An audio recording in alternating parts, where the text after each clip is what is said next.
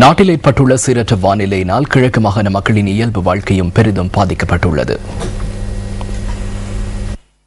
தற்போது பெய்து வரும் பலத்த மழை காரணமாக மட்டக்களப்பின் பல வீதிகளில் வெள்ளப்பெருக்கு ஏற்பட்டுள்ளது.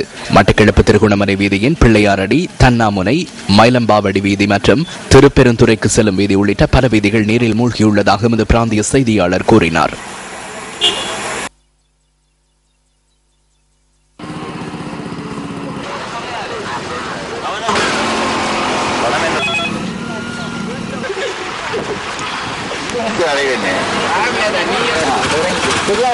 அத்துடன் ஏறாவூர் மற்றும் செங்கலடி பகுதிகளைச் சேர்ந்த சில வீடுகளும் குடியிருப்புகளும் நீரில் மூழ்கியுள்ளதாக எமது பிராந்திய செய்தியாளர் கூறினார். மட்டக்களப்பு மாவட்டத்தில் பெய்த மழை காரணமாக பல பகுதிகளில் மரங்கள் முறிந்து விழுந்த சம்பவங்களும் பதிவாகியிருந்தன.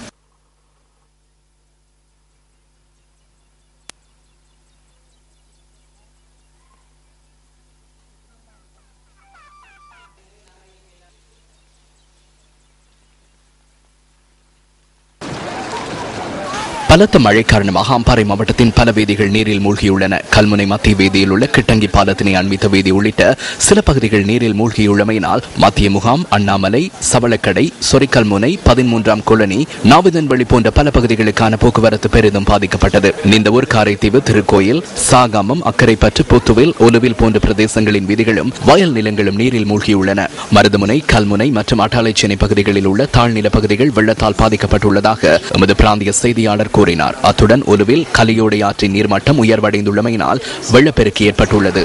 சீரற்ற வானிலை காரணமாக அம்பாறை மாவட்டத்தில் மீன்பிடி நடவடிக்கைகளும் பாதிக்கப்பட்டுள்ளன.